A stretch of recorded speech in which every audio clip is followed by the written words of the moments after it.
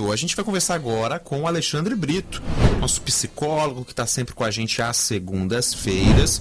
Hoje ele vai falar aqui um tema que eu não conhecia muito bem, hein, Alexandre? Quero ver você explicar.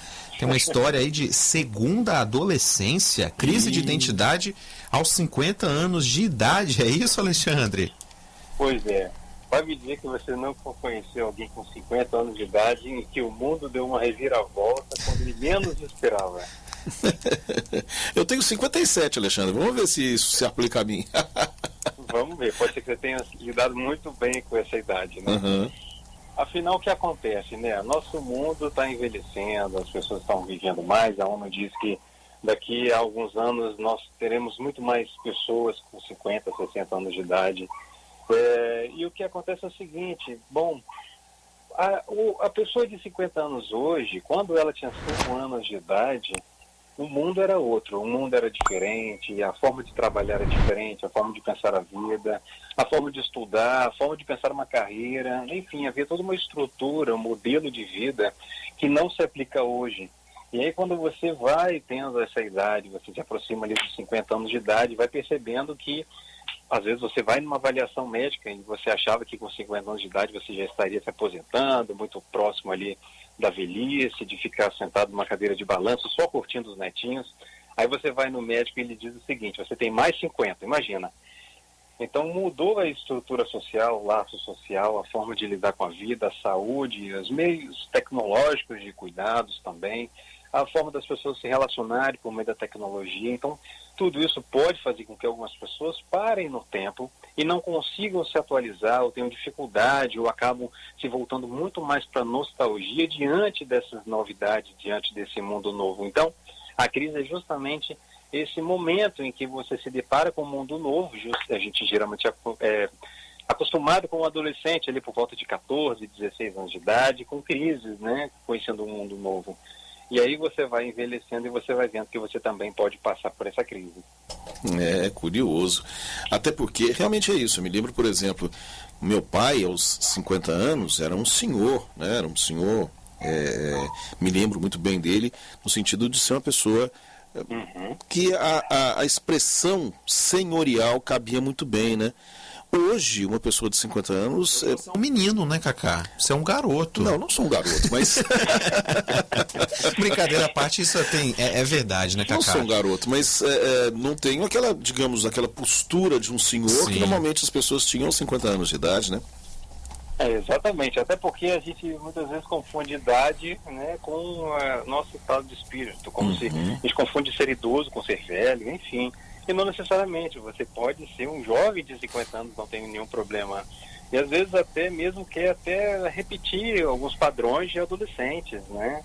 Nem sempre isso cabe bem, né? Às vezes fica um pouco feio.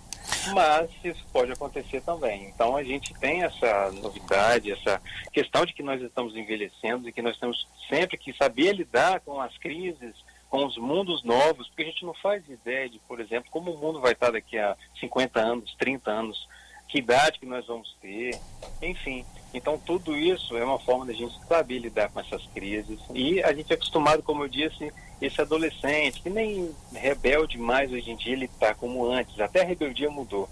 Então quando a gente vai envelhecendo, a gente pode se deparar com isso também. Havia, durante um bom período, algumas definições que elas foram caindo em desuso, mas eu não sei se ela ainda se aplica, talvez em algum tipo de estudo, que falava, por exemplo, das mulheres balzaquianas, da idade da loba, a idade do lobo. Isso se aplica ainda no caso, por exemplo, dos homens com 50 anos? Olha, essas idades, você pode também recorrer a signos, enfim. Acho que as coisas mudaram. Até mesmo a forma de se relacionar. Por exemplo, vamos pegar exemplos tradicionais.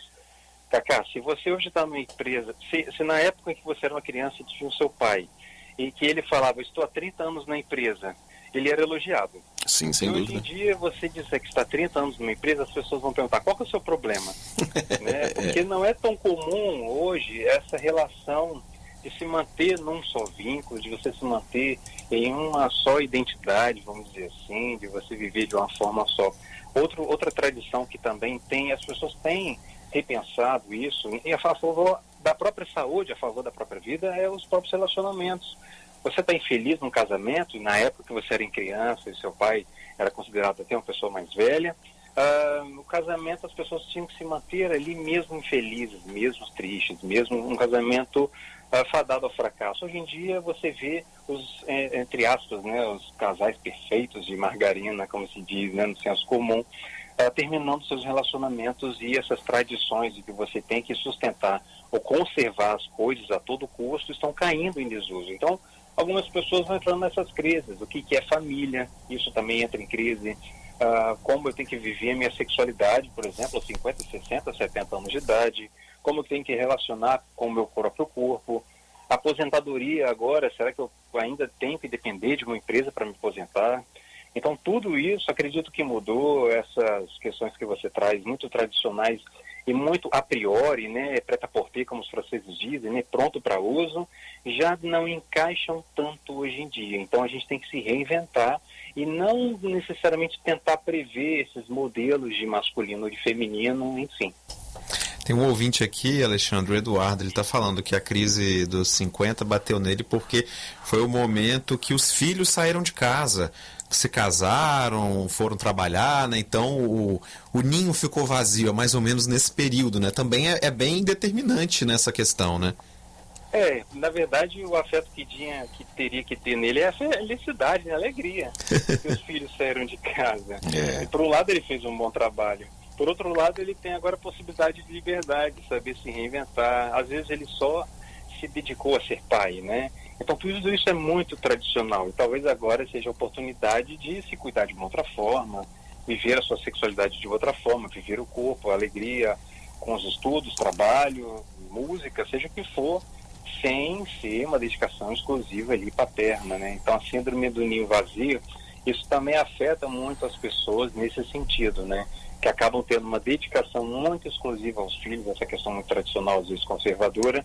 É um amor, mas é um amor que tem que ser um amor para a liberdade, né? Então os filhos dele, se saírem de casa, ele tem que ficar feliz. Ok, então, muito obrigado, Alexandre. Um abraço, bom finalzinho de tarde. Boa noite. Forte abraço, pessoal. Até mais. Um abração.